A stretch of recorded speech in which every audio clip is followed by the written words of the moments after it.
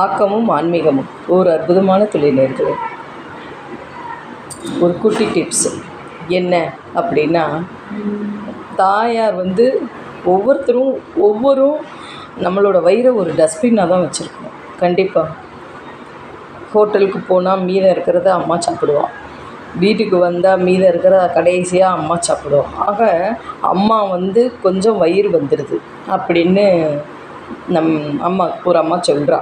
அதுக்கு நான் சொல்கிறேன், ஏன் அதை பாதி வயிறாகவே பண்ணி போட்டுருங்க. அதாவது என்ன அப்படின்னா, நம்ம பண்ணுற அளவை குழந்தைகளுக்கோ பெரியவாளுக்கு யாருக்கு கொடுத்தாலும் கொஞ்சம் கம்மியாகவே பண்ணி அரை வயிறாக கொடுத்துடணும். நம்ம திணறிட்டு சாப்பிட வேண்டாம். அரை வயிறு கால் வயிறு தண்ணியை குடிச்சிட்டு கால் கேப் விடணும் ஜீரணமாகிறதுக்கு.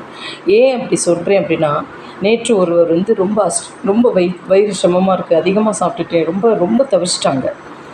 அப்படிங்கிறப்ப இது ஒரு சின்ன மெத்தட், கொஞ்சம் குறைச்சி பாருங்களேன். அந்த அளவு சாப்பாடுங்கிறது மெயின் நல்லது, வயிறும் வைக்காது, கொஞ்சம் சிரமம் இல்லாமல் இருக்கும். கொஞ்சம் அதாவது என்ன சொல்லலாம், கேப் வேணும், மூச்சு விட்றதுக்காவது கொஞ்சம் கேப் வேணும். அதனால் அளவாக நம்ம வயிறை ஒரு டஸ்ட்பின் ஆக்காமல் அளவாக சாப்பிட்டு அளவாக தண்ணி குடித்து கரெக்டாக இருப்போம் நேயர்களே. நமஸ்காரம்.